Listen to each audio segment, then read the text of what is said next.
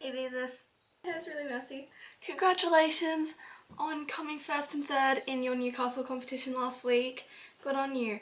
I'm going to my friend's house this afternoon and we're having a sleepover and we're gonna stay up all night watching horror movies. And you know that we've already done this once, but this time we're having like a larger group of like 5 people this time, six people this time.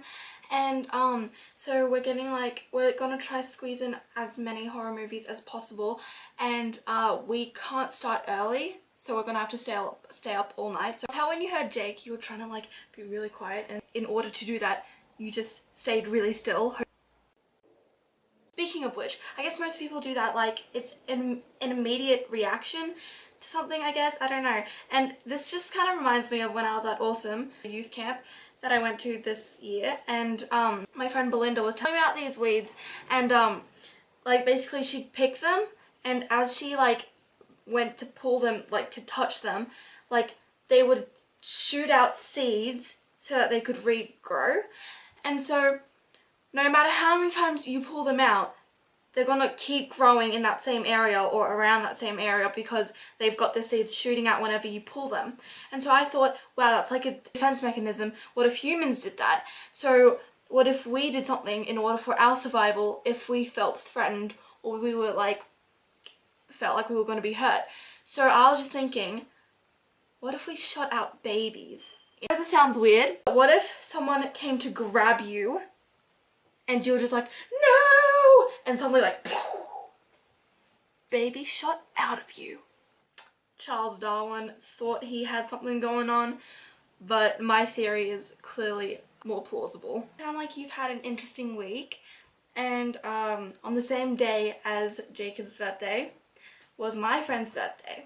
And so what happened that day while stuff was happening on your day, also the same day, my other friend had made birthday girl a birthday cake, and it was a cookie cake, and it was so good. It was like this thick and it was like so good. So the rest of the week was basically just math, German every now and then. We didn't have many classes because we have this performing arts thing that I really want you to come see, and so we've been missing a lot of classes. For example, English, history, other classes which I don't really care about, but English and history mainly, those are really getting on my nerves. The fact that we haven't had those in a long while because, well, because we haven't gotten our marks back for exams, and I really want to know my mark. I really want to go through the comments. Just gave me, I want to see what I got wrong, what I did well, and you know, just stuff like that. And I'm not going to have history until after the performing arts thing. And I don't think I'll have English until after that either. And really, I just remembered, you know, like last week or like the week before that, you were telling me about how Jake's mother thought that you had stolen a stuffed animal or something. It was really interesting. That's a very interesting topic, and I don't know why I didn't say anything about it, why I didn't talk about it, why I didn't discuss it with you or anything. I don't know, because that's actually really interesting. And here are some of my stuffed animals. The sheep cow. We thought it was a sheep, but it's actually a cow. Pikachu, like punk Pikachu, because he's got an earring. The owl, and this owl is called Owl. Did I name you Pigwidgeon? What if there was a supervillain that collected stuffed animals? He would like recreate life, and so he would bring these stuffed animals to life.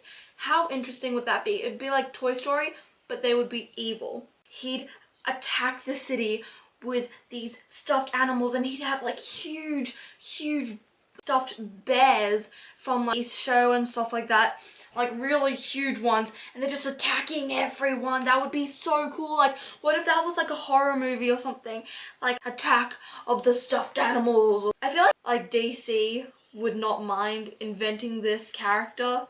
No offense, DC, but maybe it could be like one of Batman's villains. It'd be so cool. Batman's villains are so cool. He's just like, wow. But you know what really annoys me about superheroes? They never seem to take care of petty crime. Think about it.